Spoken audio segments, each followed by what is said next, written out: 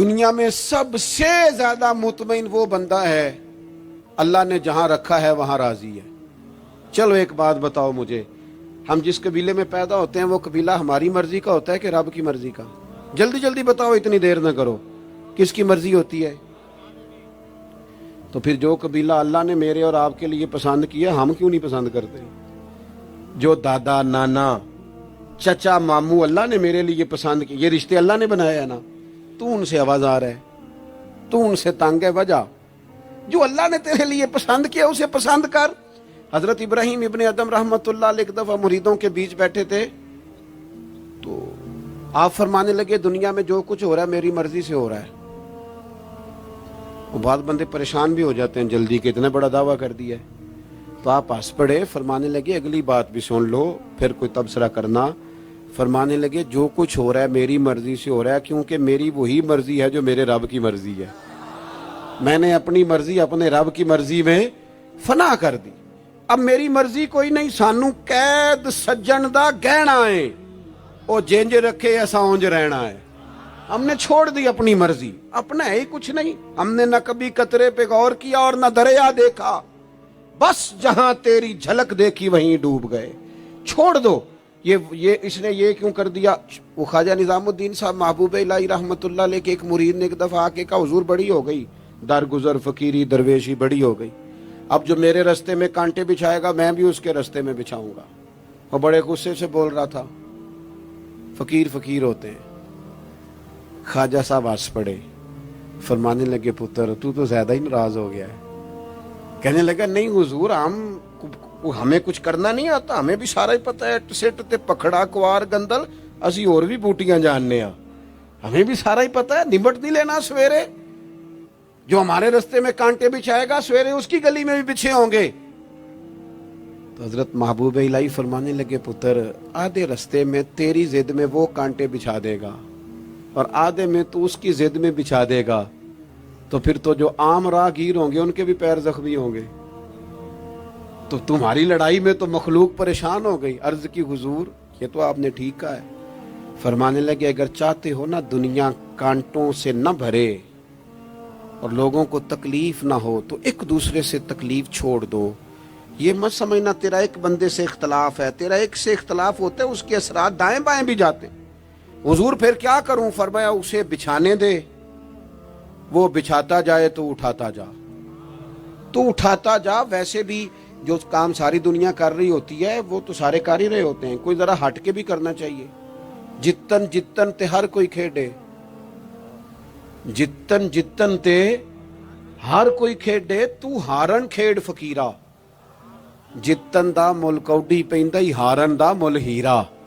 कभी बंदा हारे भी अपने दिल से बोझ उतार दे, नफरत को दूर कर दे। अदावत दुश्मनी अगर किसी वक्त रखनी है तो अल्लाह रसूल के दुश्मन से। अशिद्दाउ अलल कुफार, अपनों के लिए क्या है, कुछ अकीदा के लिए क्या है, रुहमाउ बैनहुम। मेरे अजीज तिरमिजी में हदीस है, अपनी बात को हवाला दे के मजबूत कर दूं। तिरमिजी में हदीस है, नबी पाक अलैहिस्सलातु सलाम ने हजरत अनस बिन मालिक से फरमाया था, ए अनस ए मेरे बेटे, तुमसे हो सके तो सुबह इस हाल में करना कि तुम्हारे दिल में किसी का बुग़्ज़ ना हो। और अगले लफ्ज़ हदीस के ये हैं, हुजूर फरमाने लगे ये मेरी सुन्नत है, ये मेरा तरीका है, अपने दिलों को अदावतों से पाक करें। और पांचवी बात, और बस इसी के आगे पीछे मैंने अपनी बात को समेट देना है, मेरा मजमून मुकम्मल हो गया। हुजूर की एक बहुत बड़ी सुन्नत, नबी पाक अलैहिस्सलाम की एक बहुत बड़ी अदा, वो पता क्या है? वो है दूसरों का एहसास करना, दूसरों के बारे में सोचना, दूसरों का ख्याल करना। हम ना, मैं अभी आ रहा था तो मेरी गाड़ी के साथ कुछ दोस्तों ने दौड़ना शुरू कर दिया। मैं जो हूँ मुझे उसका पता है, मैं हमेशा दोस्तों से कहता रहता हूँ आप बुजुर्गों के हाथ चूमें, अल्लाह वालों की अच्छी बात है, आपको फायदा होगा। मेरे जैसे गुनाहगार के हाथ चूम के आपको क्या मिलेगा? कोई नतीजा नहीं निकलेगा। हाँ, आप कोई मेरी बात मान लें اور اس پر عمل شروع کر دیں تو رب کریم کی رحمت صبح قیامت ممکن ہے یہ کہہ دے یہ تیری وجہ سے اس نے شروع کیا تھا، جا تیرے گناہ بھی معاف کیے۔ یہ جو ذوق ہے نا، اب ایک بندہ گاڑی کے پیچھے بھاگ رہا ہے تو مجھے اتنی سخت تکلیف ہو رہی تھی، میں نے کہا یار کیا ضرورت، دیکھو نا بیچارہ گرمی کا موسم ہے، پیاس لگے گی اور پسینہ آئے گا، کیوں بھاگ رہا ہے؟ اب میری مجبوری بھی ہے، گاڑی کو تو چلنا ہے۔ جب تک ہم احساس پیدا نہیں نہ کرتے، میرے قبلہ عالم فرمایا کرتے تھے کہ تیری گاڑی کے آگے سے کوئی غلط کراس کر گیا اور دوڑ کے گزر گیا اور کوئی سخت جملہ بھی کہہ گیا ہے، اس پر بھی تنقید نہ کر، تو اپنے دل میں اس کا احساس پیدا کر، سوچ کے ہو سکتا ہے اسے گھر میں کوئی ایمرجنسی ہو گئی ہو۔ اپنی سوچوں کو مثبت کریں، آپ دوسروں کا احساس بھی اپنی طبیعت میں پیدا کریں، دوسروں کے بارے میں بھی سوچیں۔ میں یہاں ماشاءاللہ سٹیج پہ بیٹھا ہوں، بڑا نرم ماحول ہے، بڑا کچھ ہے، لیکن جو دوست پیچھے دیوار کے ساتھ کھڑے ہیں نا، جن کو جگہ بیٹھنے کی بھی نہیں ملی اور کھڑے ہونے کی بھی صحیح کر کے نہیں ملی، ان کا بھی احساس پوری طرح، اور میرے خیال میں سب سے زیادہ مہمان خصوصی بھی وہی ہیں آج کی ہماری محفل کے، جو زیادہ مشکل میں بیٹھے۔ احساس اپنی کہاں تک احساس کرنا ہے؟ لو حدیث پاک سنو، اللہ کے محبوب علیہ السلام فرماتے ہیں میں نماز پڑھانے کھڑا ہوتا ہوں، نماز، کریم فرماتے ہیں میرا دل کرتا ہے میں لمبی نماز پڑھاؤں، لیکن پھر پیچھے سے نہ کسی بچے کے رونے کی آواز آتی ہے، دل تھا لمبی پڑھاؤں، بچہ رو پڑا تو مجھے خیال آتا ہے اس کے رونے سے اس کی اماں کو تکلیف ہو رہی ہوگی، میں نماز چھوٹی کر دیتا ہوں، اللہ کی نماز مختصر کر دی احساس کے طور پر۔ حضور اس امام مسجد سے سخت ناراض ہو گئے تھے، صحیح حدیث میں موجود ہے، جس کے مقتدیوں نے آ کے شکایت کی تھی کہ یا رسول اللہ بہت لمبی نماز پڑھاتا ہے۔ یہاں تو لوگ احساس ہی نہیں کرتے میرے بھائی، یہاں تو احساس ہی نہیں کرتے۔ یہاں تو میں آیا ہوں نا رات کے 1 بجے محفل میں، تو میری طرح کے لوگ او تہاڈا ذوق ہی نہیں، تسی سبحان اللہ ہی نہیں آندے، تسی ہاتھ ہی نہیں کھڑے کر دے۔ او بھائی تو نہیں آیا ہے، تو ٹر جانا ہے اپنا سارا سمیٹ کے پیسے گنا کے، اتنے بیچارے مغرب دے بیٹھے نے، ان کا ذوق، تو اپنا ذوق بھی بیان کرنا، آنا تو بھی اسی وقت محفل میں جب سارے آئے ہیں، تے نالے تو تے گل کر کے آیا میں انہیں ہزار لینا ہے، تے مفت آئے نے سارے بیچارے، اس لیے ہو سکتا ہے ان کا عشق تجھ سے زیادہ ہو۔ کروں مدح اہل دول رضا اور پڑے اس بلا میں میری بلا، میں گدا ہوں اپنے کریم کا، یہ میرا دین ہے کوئی پارا نہ نہیں۔ اس لیے میرے عزیز احساس دوسروں کا پیدا کریں اپنی طبیعت۔ ہم نا احساس نہیں کرتے، خدا را احساس کرو۔ ٹھیک ہے پریشانیاں ہیں، لیکن میں جوان سے کہوں گا تو نوجوان ہے، باہر تجھے ٹینشنیں ہیں، کاروبار کی مسائل ہیں، پریشانیاں ہیں، لیکن اللہ نے تجھے جوان کیا ہے نا، حوصلہ دیا ہے نا، تو باہر کی ٹینشنیں باہر چھوڑ کے آیا کر۔ گھر تیرے ابا جی انتظار کر رہے ہیں، ان کے پاس بیٹھ، ان کا دکھ سن، حوصلہ بڑا کر۔ پھر گھر کے اندر تیری اماں بیٹھی ہے، اس نے تیرے سے بات کرنی ہے، کئی باتیں سنانی ہے۔ تیرا بیٹا ہے وہ دوڑ کے آیا ابا ابا کہتے، اور تو کہتا لے جا میری طبیعت نہیں ٹھیک۔ دنیا میں سب سے مصروف وقت رسول کریم نے گزارا ہے، لیکن حضور تو غلاموں کی بات بھی سنتے، حضور تو گھر والوں کو وقت بھی دیتے۔ سیدہ عائشہ صدیقہ فرماتی ہیں جب تک گھر میں رہتے گھر کا کوئی کام ہی کرتے رہتے، اور حضور تو نواسوں کو ٹائم دیتے، نماز کے وقت بھی ساتھ لے جاتے۔ کیوں ہم اپنے آپ سے دوسروں کا احساس نکال بیٹھیں، دوسروں کے بارے میں تھوڑا احساس۔ آپ تھوڑے دن پہلے نا، کچھ عرصہ پہلے کچھ لوگ آگے میرے پاس کہنے لگے کہ کوئی طالب علم کوئی عالم مل جائے مدرسے میں سے آپ کے، اور ہم نے نا وہاں اپنے ہاں امامت کے لیے اور جمعہ کے لیے اس کو لے جانا ہے۔ میں نے کسی طالب علم سے کہا چلے جاؤ، وہ کہنے لگے تنخواہ کتنی دینی ہے؟ میں نے کہا کوئی زیادہ نہیں، جتنا آپ کے گھر کا خرچہ ہے اتنا اس کو بھی دے دیں۔ وہ پریشان ہو گیا، جی میں تسی نہیں سارے ہو گئے، تو اتنے پیسے دے دیں جتنا ہمارا خرچہ ہے، ہم تو صاحب ہوتے ہیں، اس کو کیسے دے دیں یہ والا خرچہ؟ تو کہنے لگے نہیں جی وہ تو ٹھیک ہے، تسی کوئی 10 چھڑو۔ اور میں نے کہا میں آپ کو وہ بتا رہا ہوں جو حضرت صدیق اکبر نے بتایا ہے۔ آپ کی تنخواہ کتنی لگائیں؟ کہا درمیانے مہاجر کا جتنا خرچہ ہے نا اتنا میرا بھی لگا دو۔ حضور گزارا نہ ہوا، فرمایا میں لوگوں کی تنخواہیں بڑھا دوں گا، جہاں سب کا گزارا ہوگا ابو بکر کا بھی ہو جائے گا۔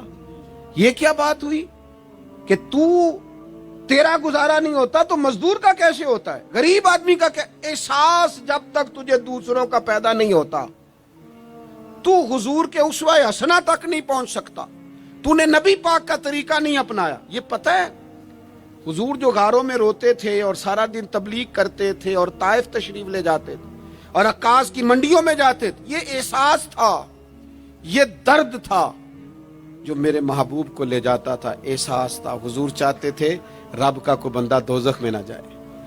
اللہ کے محبوب رات کو روتے، دن کو تبلیغ کرتے، گلی گلی جاتے، لوگوں کو سمجھاتے. کوئی ایک بار دین کی بات پوچھتا، 10 بار بھی اس سے پوچھتا تو بتاتے. کیوں؟ احساس ہے. بات ختم کرنے لگا ہوں. سیدہ طیبہ طاہرہ ام المومنین سیدہ عائشہ صدیقہ رضی اللہ تعالیٰ عنہ فرماتی ہیں، ایک دن حضور مجھ سے فرمانے لگے، کریم فرمانے لگے، عائشہ ایک بات بتاؤں تمہیں؟ یا رسول اللہ فرمائیے. تو کریم فرمانے لگے، عائشہ جب تم مجھ سے راضی ہوتی ہو پھر بھی مجھے پتہ چل جاتا ہے، اور جب تمہارے دل میں کوئی بات ہوتی ہے پتہ مجھے پھر بھی چل جاتا ہے. کہتے میں نے جلدی سے عرض کی، حضور میں اور آپ سے ناراض. تو فرمایا بتاؤں پھر؟ حضور بتائیے. فرمایا عائشہ کبھی کبھی قسم اٹھاتی ہو؟ یا رسول اللہ اٹھاتی ہوں. فرمایا جب ہوتی ہو نا مجھ سے راضی تو کہتی ہو مجھے محمد مصطفیٰ کے رب کی قسم، اور جب تمہارے دل میں کوئی بات ہوتی ہے تو پھر کہتی ہو حضرت ابراہیم خلیل کے رب کی قسم. پھر حضرت جناب عائشہ صدیقہ کہتی ہیں میں تمہیں بتا نہیں سکتی لوگوں میرے دل کا عالم کیا تھا یہ بات سن کے. یا رسول اللہ آپ لفظوں سے احساس کا پتہ کر لیتے ہیں کوئی سوچ کیا رہا ہے. یہاں تو گھر والے پورا احتجاج کریں. احتجاج میں ایک دفعہ کہیں کھانے کے لیے گیا تھا تو میں نے کہہ دیا کھانا بڑا اچھا پکا ہے.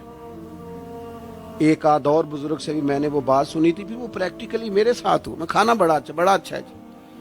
تھوڑی دیر کے بعد نا گھر کے اندر سے رونے کی آواز آنے لگی. تو مناسب تو نہیں ہوتا کسی کے گھر کے مسئلے میں ایسی بات پوچھنا، لیکن وہ جب ماحول زیادہ ہی بڑا تو میں نے میزبان سے کہا کہ خیر تو ہے گھر میں سب ٹھیک ہے؟ تو کہنے لگے آپ کی وجہ سے رو رہے ہیں. میں نے کہا کہنے لگے آپ نے بڑی تعریف کی ہے نا، کھانا بڑا اچھا پکا ہے. تو میری بیوی ہے تو عزیزوں میں سے، پر وہ گھر غریب ہے. اس نے کہا 14-15 سال ہو گئے اس گھر میں کھانا پکاتے، آج تک نہیں کسی نے کہا اچھا پکا ہے. میں غریب کی بیٹی ہوں، آج وہ تعریف سنی ہے تو دل کسی اور طرف ہی چلا گیا ہے. اتنا بھی احساس نہیں جو صبح سے گرمی میں کھڑے. آپ کو پتہ ہے نبی پاک نے کبھی کھانے میں نقص نہیں نکالا تھا. سیدہ عائشہ کہتی ہیں پسند ہوتا تو کھا لیتے ورنہ چھوڑ دیتے. کبھی عیب تو ہنڈیا پھینک دیتا. آنا گرمی میں تو بھی کھڑا ہونا، جہاں اماں کھڑی ہے، بیوی کھڑی ہے، بہنیں کھڑی ہیں، کھڑا ہونا 10 منٹ. تو بھی احساس ہی نہیں، صرف اپنا ہی پتہ ہے. سیدہ عائشہ صدیق یہ حضور کا اسوہ حسنہ ہے. یہ طریقے اپناؤ زندگی میں. 4 5 8 چیزوں کو فقط سنت نہ سمجھو، یہ وسعت ہے حضور کے اسوہ نور میں. سیدہ عائشہ کہنے لگی، کریم فرمانے لگے تم قسم اٹھاتے حضرت ابراہیم کا نام لیتی ہو تو میں سمجھ جاتا ہوں. جناب عائشہ کہتی ہیں بس دل مچل گیا، کیفیت اور کی اور ہو گئی. میں نے کہا حضور پھر مجھے قسم ہو محمد عربی کے رب کی، میرے لبوں سے آپ کا نام ہی جاتا ہے، میرے دل میں آپ ہر وقت موجود رہتے ہیں. میرے عزیز کچھ باتیں آپ سے میں نے عرض کی. میں اپنی گفتگو کو بھی دیکھتا ہے جو بڑے مالدار ہوتے ہیں، اور ایسے لوگوں کو بھی دیکھتا ہے جو بیچارے ایک وقت کھاتے ہیں اور دوسرے وقت کے لیے پریشان رہتے ہیں. اپنی زندگی میں وہ صحت مند، توانا، خوبرو لوگوں کو بھی دیکھتا ہے، اور بیمار اور کمزور، ضعیف اور ناتواں لوگوں کو بھی دیکھتا ہے. اس کے ارد گرد ایسے لوگ بھی ہوتے ہیں جو بڑی خوش و خرم زندگی گزار رہے ہوتے ہیں، اور ایسے لوگ بھی ہوتے ہیں جو کسی وجہ سے پریشان، تکلیف میں گھٹے گھٹے سے ہوتے ہیں. انسان اپنے ماحول سے بھی سیکھتا ہے، معاشرے سے بھی سیکھتا ہے، اور پھر جب وہ لوگوں کے قریب جاتا ہے اور اپنے گھر سے اٹھ کر وہ لوگوں سے ملاقات کرتا ہے تو مختلف قسم کے مشورے، مختلف قسم کی آراء اور مختلف قسم کے مشیر اسے ملنا شروع ہو جاتے ہیں. ان ساری چیزوں کے ماحول میں انسان کی سوچیں پنپتی ہیں، اور اسے بالیدگی کا موقع ملتا ہے، وہ باشعور ہونے لگتا ہے، پھر وہ کسی ایک جگہ ٹھہر جاتا ہے۔ بعض اوقات کسی مالدار کی طرف دیکھ کر پوری طرح رک جاتا ہے اور سوچتا ہے کہ نہیں، میں پیسہ ہی کماؤں گا تو پھر ہی ٹھیک ہے۔ بعض اوقات کسی مشہور آدمی کو خوش قسمت سمجھ لیتا ہے اور پھر وہ کوشش کرتا ہے کہ جتنے بھی جتن کیے جائیں کسی بھی طریقے سے شہرت حاصل کی جائے۔ وہ اس طرح کر کے ہماری ملت کے جوان بھی، ہمارے لوگ بھی، پھر میں نے ایسے لوگوں کو بھی دیکھا ہے جو اگرچہ بہت بڑے کسی ادارے سے پڑھے ہوئے تھے اور مالدار تھے اور وزادار تھے، اور انہوں نے یہ دیکھا کہ پاکستان میں آ کر، یہاں پہنچ کر مجھے خدمت کا کام کرنا چاہیے، آئے، اچھی نیتوں کے ساتھ آئے ہوں گے، کوئی ان کے پیچھے نیک مقاصد ہی ہوں گے، لیکن جب انہوں نے پاکستانی سیاست کا ماحول دیکھا نا، تو پھر نہ ڈگریاں نہ تعلیم کچھ بھی نہیں، وہ جس طرح کا ماحول تھا اسی طرح کے بن گئے، روایتی ہو گئے۔ کسی نہ کسی کے پیچھے یوں ہی لوگ لگ جاتے ہیں اور طرز زندگی اختیار کرتے ہیں۔ ہمیں لگنا ہوتا ہے کسی نہ کسی کے پیچھے، ہم پیروی کرتے ہیں لوگوں کی، لوگوں کو دیکھتے ہیں، اس حساب سے ہم اپنے آپ کو مرتب کرتے ہیں۔ پھر میرے بھائیوں، ایک مسئلہ اور بھی ہوتا ہے، انسانوں میں صرف خوبیاں نہیں ہوتی، عام انسانوں میں بشری کمزوریاں بھی ہوتی ہیں۔ ہم بعض اوقات کسی کے پیچھے چلتے ہیں تو تعریفوں کے پل باندھتے ہیں، محبتوں اور عقیدتوں کا لمبا چوڑا اظہار کرتے ہیں، پھر تھوڑا سا ٹائم گزرتا ہے اور تھوڑا سا قرب ملتا ہے تو پھر ہمیں اس بندے میں خامیاں نظر آنی شروع ہو جاتی ہیں۔ کورے ورک کتاب نہیں ہوندے، پتھر دل گلاب نہیں ہوندے، سجنا پہلو ہی سوچ کے لائیں پھر یاراں نال حساب نہیں ہوندے۔ سوچتے نہیں، سمجھتے نہیں، غور نہیں کرتے، جذباتی فیصلے کرتے ہیں، ماحول جذباتی ہے۔ یا آپ دیکھیں نا، میں کسی جگہ پہ پہنچتا ہوں تو رکنا، بیٹھنا، چلنا پھرنا دوست مشکل کر دیتے ہیں، 1 منٹ کے لیے کہیں کیمرہ بند نہیں ہوتا۔ آپ بڑے تھکے ہوئے بھی ہوں تو آپ صحیح کر کے کہیں بیٹھ نہیں سکتے، چونکہ آپ کی چاروں جانب تو کیمرہ چل رہا ہے، کیسے بیٹھیں؟ نبی کی زندگی بہترین نمونہ ہے۔ ایک کامل اسوہ حسنہ تمہیں دیتے ہیں، کامل، مکمل۔ نبی پاک علیہ الصلوۃ والسلام کا جو وجود اطہر ہے نا، ایسا وجود اس کے اندر اللہ تعالیٰ نے ظاہری اور باطنی، یہ میں کسی جوش سے نہیں بول رہا، میں بڑی ہوش سے بات کر رہا ہوں، آپ سے بھی گزارش کرتا ہوں ہوش سے سننا۔ یہ بات میں درجنوں اور بیسیوں کتب کا نچوڑ آپ کے سامنے رکھ رہا ہوں۔ اللہ تعالیٰ نے نبی پاک علیہ الصلوۃ والسلام کے اندر ظاہری باطنی ساری خوبیاں بھر کے اپنے محبوب کو دنیا میں مبعوث فرمایا ہے، نہیں کھلا دیے، وہ جس راہ چل دیے ہیں کوچے بسا دیے۔ بعض لوگ ناراض نہ ہونا مجھ سے، بعض لوگ ہنستے ہیں، سونا نہیں ہنستے، ہنستے ہیں پر سونا۔ سیدہ طیبہ طاہرہ حضرت عائشہ صدیقہ فرماتی ہیں، حضور مسکراتے تھے لیکن اس مسکرانے میں بھی عجیب وزاداری تھی۔ ہنستے تھے کھل کھلا کے نہیں ہنستے تھے، اس میں کہا نہیں لگتا تھا، آوازیں نہیں پیدا ہوتی تھی، یعنی سونا ہنس بھی جاتے تھے لیکن اس کے اندر بھی عجیب لطافت تھی۔ وہ کیسا ہنسنا تھا؟ صحابہ فرماتے ہیں حضور ہنستے، مقدس دانتوں میں سوراخ تھا، زیر لب مسکراتے، اور وہ جو حضور کے مقدس دانتوں میں مقدس سوراخ تھا نا، جب حضور ہنستے اس سے نور نکلتا اور مسجد نبی کی دیواریں بھی روشن ہو جاتی۔ یعنی ایسا نہیں ہنسنا جس طرح کوئی میری طرح کا آدمی ہنستا ہے تو لوٹ پوٹ ہو جاتا ہے اور اس ہنسنے کے اندر کئی دفعہ وزاداری قائم نہیں رہتی، کئی دفعہ اس کے اندر وہ وقار قائم نہیں رہتا۔ حضور ہنستے تو تبسم کرتے، یعنی ہنس بھی رہے ہیں تو ہنسنا بھی بڑا ہی باکمال ہے۔ اور میرے اعلیٰ حضرت تو کہتے ہیں بس وہ ہنس پڑتے تھے، फिर जो उम्र भर के रो रहे होते थे ना, वो हुजूर का हंसना देख के हंस पड़ते थे। गोया ना जहां जहां खिजा होती थी बहार आ जाती थी, जहां जहां दुख होते थे सुख आ जाते थे, जहां जहां भी कोई कमजोरी होती थी, खुदा कहते हैं जिसकी तस्कीन से रोते हुए हंस पड़े, उस तबस्सुम की आदत पे लाखों सलाम। एक तो उनका हंसना बड़ा बाकमाल था, और फिर ये था कि उनका रोना भी बड़ा बाकमाल था, बड़ा बाकमाल। यानी वो कभी रो पड़े और कभी करीम की आंखों में आंसू आ जाए, और कभी उनके चेहरे पर अफसुर्दगी आ जाए, तो यूं लगता था कि फूलों ने खिलना छोड़ दिया है, कलियां अपनी जगह से हट गई हैं। समुंदर ने कहा नहीं नहीं, अब शोर नहीं करना। यूं लगता था कि तितलियां अपनी जगहों पे बैठ गईं।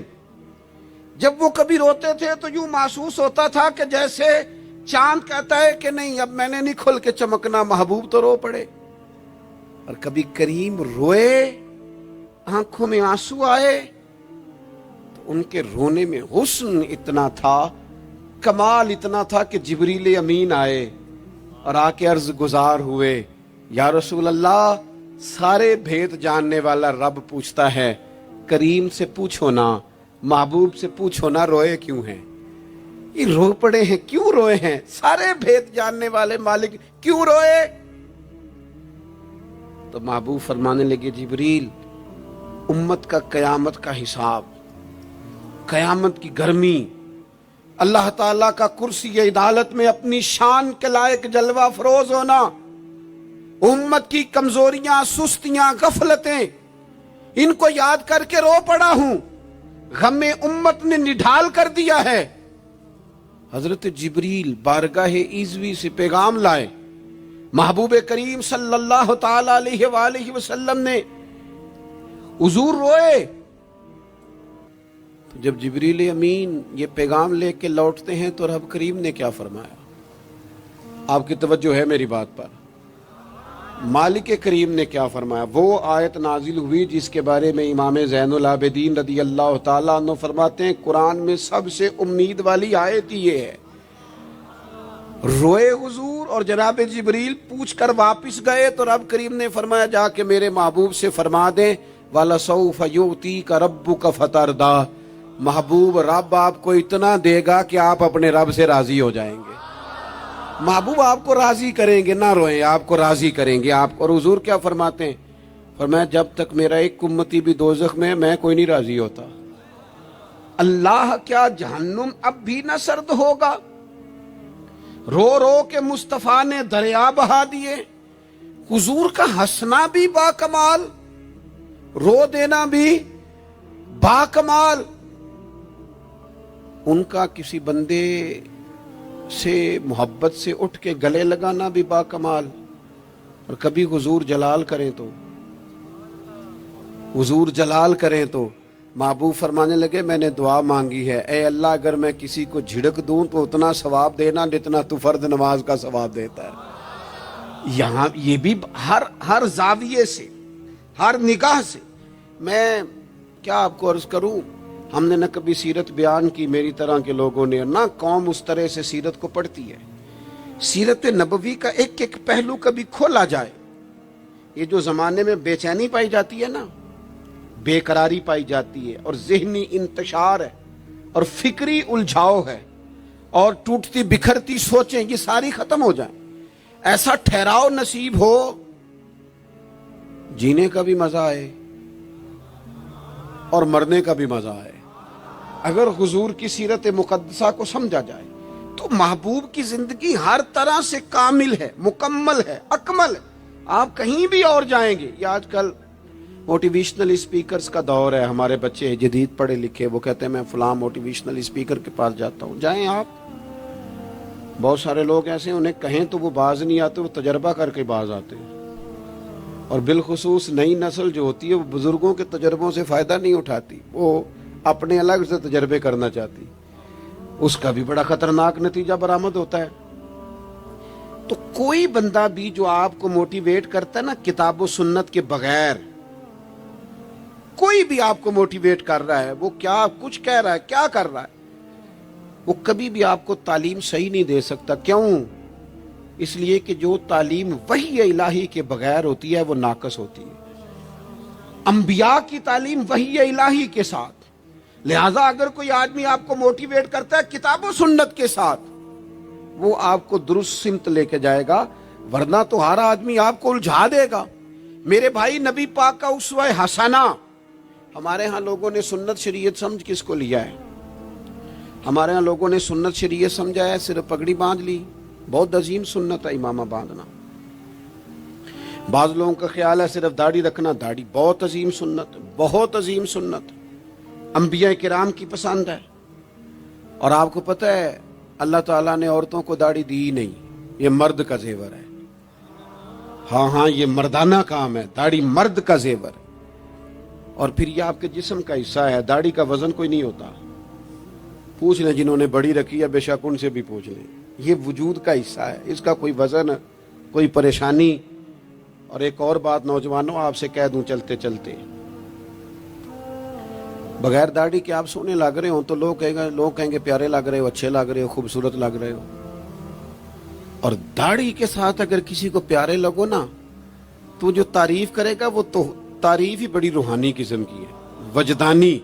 یعنی آپ داڑھی کے ساتھ اچھے لگیں تو لوگ کہتے ہیں کتنا نورانی چہرہ ہے۔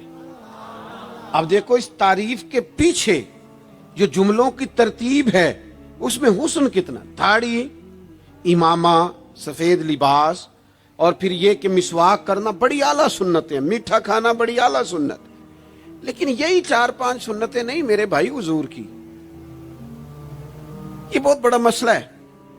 بعض لوگ سمجھ فلاں جی سنت شریعت پہ عمل کرتا ہے، کیا کرتا ہے کہ داڑھی پگڑی والا ہے، وہ خدا کے بندے یہ عظیم سنت ہے، کون اس کا انکار کر رہا ہے؟ لیکن نبی پاک کا تو اسوہ حسنہ ہے، اس کے پیچھے تو پوری زندگی ہے۔ ادھر دیکھو میری، اچھا پھر ایک اور بات، بعض لوگ سمجھتے ہیں میٹھا بولنا صرف سنت ہے اور اخلاق کی علامت ہے، صرف میٹھا بولنا۔ آپ نے ناراض نہیں ہونا، میٹھا تو بعض بندے اپنے مطلب کے لیے بھی بولتے ہیں، حکام نکلوانے کے لیے بڑا میٹھا میٹھا بول رہے ہوتے ہیں۔ اور سنو میرے بھائی، صرف میٹھا بولنا ہی سنت نہیں، ہمیشہ سچ بولنا سنت ہے، ہمیشہ صحیح بات کرنا، دیانتدار رہنا۔ تو سمجھتا ہے 4 5 6 8 چیزیں ہی سنت ہیں؟ او خدا کے بندے، نبی پاک کی جو ادا سب سے پہلے دنیا کے سامنے آئی اور حضور کی جس ادا سے، سنت سے لوگوں کو سب سے پہلے واقفیت ہوئی، شور نہیں پڑ جاتا کسی چیز کا دنیا میں، معاشرے میں فلاں بندہ یہ کرتا ہے، فلاں ایک بندے کا ایک چیز تعارف بن جاتی ہے، تعارف۔ کوئی چیز لوگوں کے وجود کے ساتھ، نام کے ساتھ سابقہ لاحقہ بن جاتی ہے۔ جو چیز سب سے پہلے جس سے لوگوں نے میرے نبی پاک کا تعارف کیا اور لیا، ادھر دیکھو نوجوانوں میری طرف، جس چیز سے سب سے پہلے حضور کی جس ادا سے لوگ واقف ہوئے تھے وہ تو صادق اور امین ہونا ہے۔ سب سے پہلے لوگ واقف ہوئے تھے کہ ہمیشہ سچ بولتے ہیں، ہمیشہ سچ۔ ملت کا جوان تو لوگوں کو ہنسانے کے لیے جھوٹ بولتا ہے، کوئی فائدہ نہیں، کوئی فائدہ نہیں۔ جھوٹ بولنے کے لیے ڈینگے مارتے ہیں، بڑھ کے مارتے ہیں، میں یہ ہوتا ہوں، میں وہ ہوتا ہوں۔ جھوٹ بولتے ہو، کیوں زیادتیاں کرتے ہو اپنے ساتھ؟ نبی پاک علیہ السلام کی تو پہلی ادا، پہلی سنت جس سے لوگ واقف ہوئے وہ صادق اور امین ہونا ہے، اور لوگ کمزوری دکھاتے ہیں۔ میں آپ سے عرض کروں، آج پتہ ہے میرے ملک کا حال کیا ہے؟ آج اتنے درد میں ہیں لوگ، اتنی تکلیف میں ہیں۔ وہ امیر لوگ تو پیٹرول پہ بحث کرتے ہیں، پیٹرول پہ زیادہ تر وہ لوگ بحث کرتے ہیں جن کی گاڑیاں بڑی ہوتی ہیں۔ غریب پیٹرول پہ بحث نہیں کرتا، وہ تو کہتا ہے کرایہ 10 روپے بڑھ گیا بس کا، کیونکہ اس کو تو بس میں آنا جانا ہے، پیٹرول سے تو اس کا لینا دینا نہیں۔ یہ تو امیروں کی باتیں، تگڑے لوگوں کی باتیں۔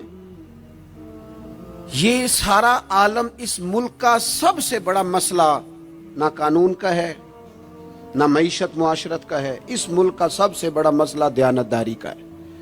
یہاں اگر دیانتداری ہو جائے، سچ بولنے والا، بات کرنے والا سچ بولے۔ اذان سن لیں جی پہلے۔ ڈاکٹروں کے بارے میں رائے کیا ہے؟ چلیں بتائیں وابڈا والوں کے بارے میں رائے کیا ہے؟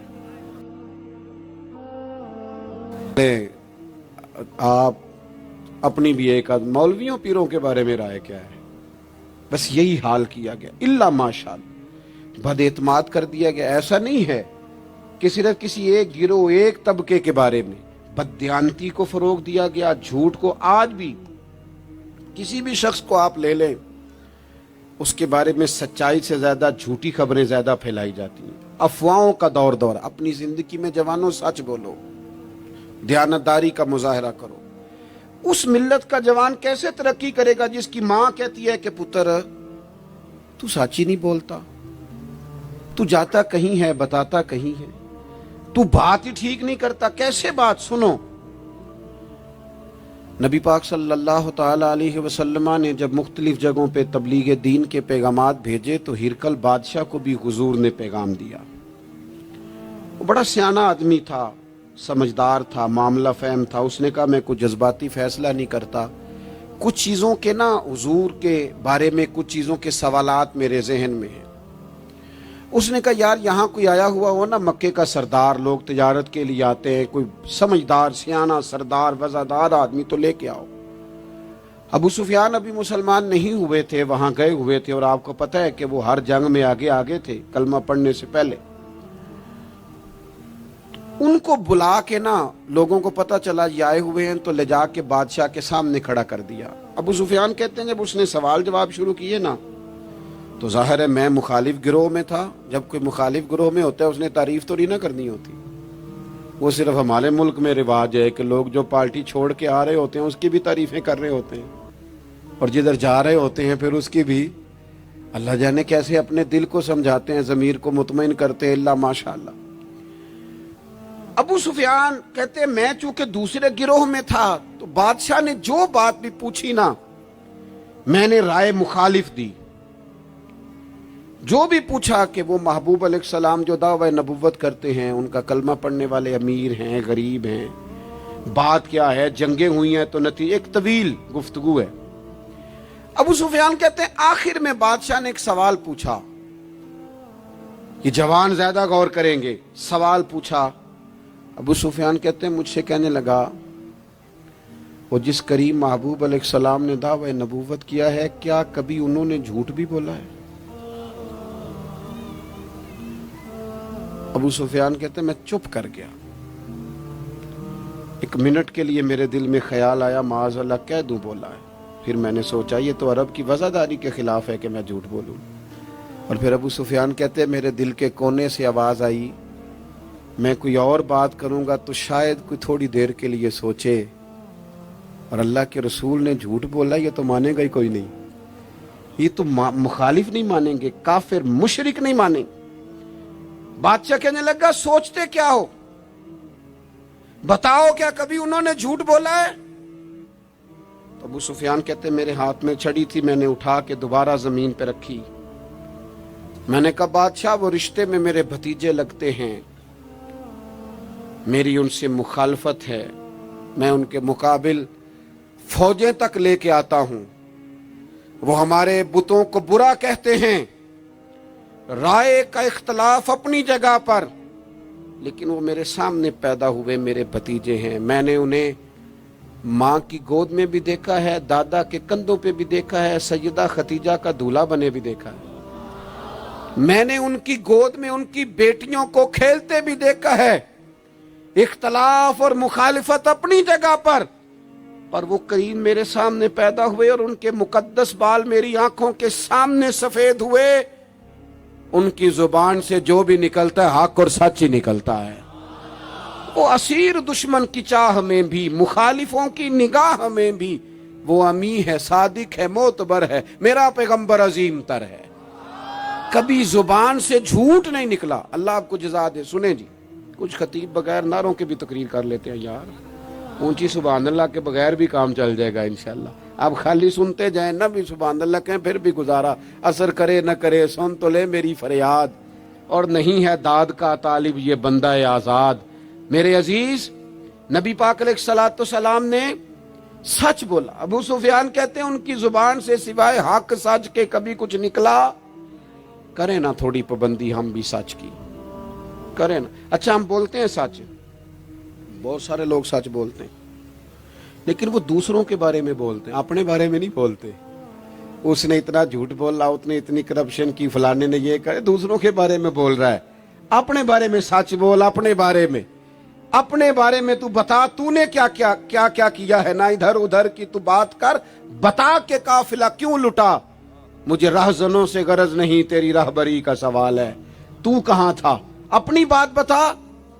अबू सुफियान कहते हैं जब मैंने बादशाह को ये बात बताई ना,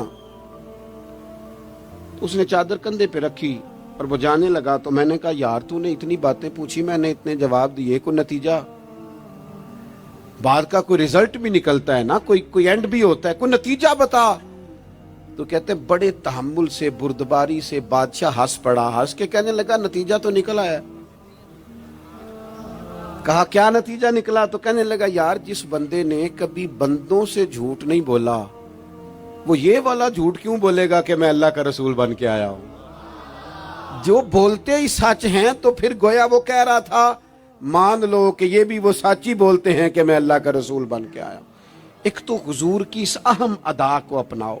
आपको पता है किसी बाप ने किसी मजबूरी से कभी कहा होगा अपने बेटे को, चले 2 मिनट के लिए मान लेते हैं, कोई मजबूरी होगी, उसने चले फर्ज किया किसी मजबूरी के तहत उसने कहा था अपने बेटे को कि बाहर जो बंदा आया उसे कह दो कि मैं घर में नहीं। चले मान लिया 2 मिनट के लिए तेरी मजबूरी थी, लेकिन मैं जिम्मेदारी से कहता हूं तूने एक दफा अपने पुत्र से कहा था ना झूठ बोल दे मैं घर नहीं, फिर तू सारी जिंदगी मिन्नत करेगा वो तेरे साथ भी सच नहीं बोलेगा। इतनी बड़ी बीमारी है, ये घर तोड़ती है, घर, ये कबीले तोड़ती है, रिश्तों को कमजोर। क्यों झूठ बोलते हो रिश्ता करते वक्त कि बच्चा ये कमाता है ये कमाता, क्यों झूठ बोलते हो? साफ सुथरी 2 टोक बात करो। इतना बड़ा रिश्ता मियां बीवी का जो अल्लाह की निशानियों में से निशानियां झूठ पर कायम करते हो।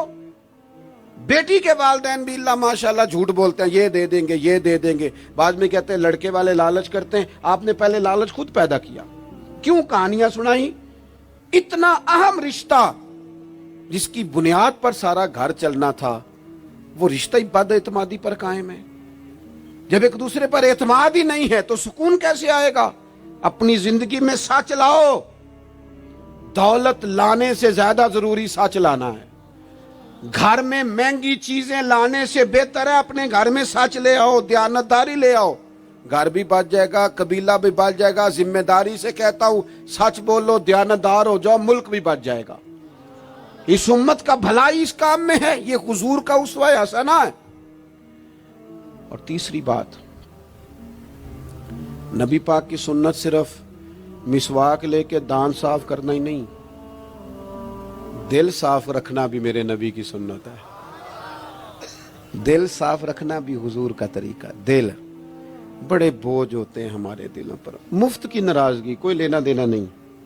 वो जी फलाने बंदे ने ना जी अपनी बच्ची की शादी की है, बच्चे की शादी की, रिश्तेदार ने मुझे पूछा नहीं। भाई आपको क्यों पूछते, आप क्या हैं? उनका घर था, आपको आप बिला वजह आप नाराज हो के अपने घर में क्यों पूछते? आपको किस किताब में लिखा है, किस शरीयत में लिखा है, कहां कानून है आपसे पूछा जाए? वो फलाने बंदे ने मेरे बारे में बात की होगी। और यार तू इतना अहम नहीं है सारी दुनिया तेरे खिलाफ बातें करे, तू मुफ्त में टेंशन ले गया है। वो जो 2 बंदे दूर खड़े हैं वो कोई और बात कर रहे हैं, तेरी नहीं कर रहे। मुफ्त में अपने दिलों में बोझ, मुफ्त में बदगुमानियां। और जी फलाना बंदा अमीर हो गया, कैसे हो गया? ये तेरी ड्यूटी है, तेरी जिम्मेदारी है। मेरे आला हजरत फाज़िल बरेलवी रहमतुल्लाह लिखा है, हसद करने वाला बंदे पर एतराज नहीं करता, हसद करने वाला अल्लाह ताला की तकसीम पर एतराज करता है। माज़अल्लाह सुम्मा माज़अल्लाह। वो तो कह रहा है उसे नहीं मिलना चाहिए था, मुझे मिलना चाहिए था। आप जब इतनी ज्यादा अदावतें पैदा कर लेते हैं, आप क्यों नहीं उस चीज से खुश होते जो निजाम मेरे रब ने बना दिया है? इतनी बड़ी अल्लाह की मखलूक है, लेकिन हमें लोग अच्छे ही नहीं लगते। जिससे पूछ लो वो नाराज ही है, हर बंदा किसी न किसी से नाराज है, शिकवे कर रहा है। वो छोड़ दे यार, मैं किसी शख्स से बेजार नहीं हो सकता, एक जर्रा भी तो बेकार नहीं हो सकता। जिसे अल्लाह ने बनाया है वो बेकार। मैं बदअकीदा बद मजहब की बात नहीं कर रहा, वो फिर दोहराता हूं। एक तो हुजूर की जिंदगी कामिल है, मुकम्मल है, उसे पढ़ो। जिस जाविये से हंसना भी बाकमाल है, रोना भी बड़ा कीमती है। जिस जाविये से पढ़ोगे कमाल ही कमाल। और फिर हुजूर का उसवा हसना पूरी जिंदगी पे लागू करो। एक तो सच बोले, बदयांती कभी ना करें, झूठ कभी ना बोलें, और अपने दिलों से सारे हसद, बुग़ज़, अदावतें, दिल दरिया समुंदरों डूंगे कौन दिलां दियां जाने, 14 तबक मेरे दिले दे अंदर, मैं तंबू वांगू ताने। दिल में गुंजाइश पैदा करें। और आखिरी बात आपसे ये अर्ज की है, दूसरों का एहसास पैदा करें। दूसरों के लिए हम उस दीन के मानने वाले हैं जिसमें से आबा जख्मी हालत में मैदान में जख्मों से चूर भी पड़े होना तो फिर भी कहते हैं पानी मेरे भाई को पिला दो। पानी उस दीन के मानने वाले। हमें ना खुद गर्ज किया गया, अपनी अपनी पे लगा दिया गया है। बांटना शुरू करोगे ना, बांटना, उसमें सफाई भी है, बरकत भी है। और जो बांटते हैं उनके खजाने खाली नहीं होते, उन्हें अल्लाह ताला भी फरमाता है। फिर एक दफ़ा दुआ करता हूँ, अल्लाह ताला अहबाब की कोशिश को अपनी बारगाह में कबूल फरमाए। हज़रत किबला पीर साहिब दामद बरकातुहुल आलिया आस्तान आलिया सालकाबाद शरीफ से आप तशरीफ़ लाए, आपने सदारत भी फरमाई और हम सब के लिए दुआ भी फरमाएंगे। अल्लाह तबारक व तआला इस बज़्म नूर को कबूलियत का दर्जा अता फरमाए। वमा अलैना इल्लल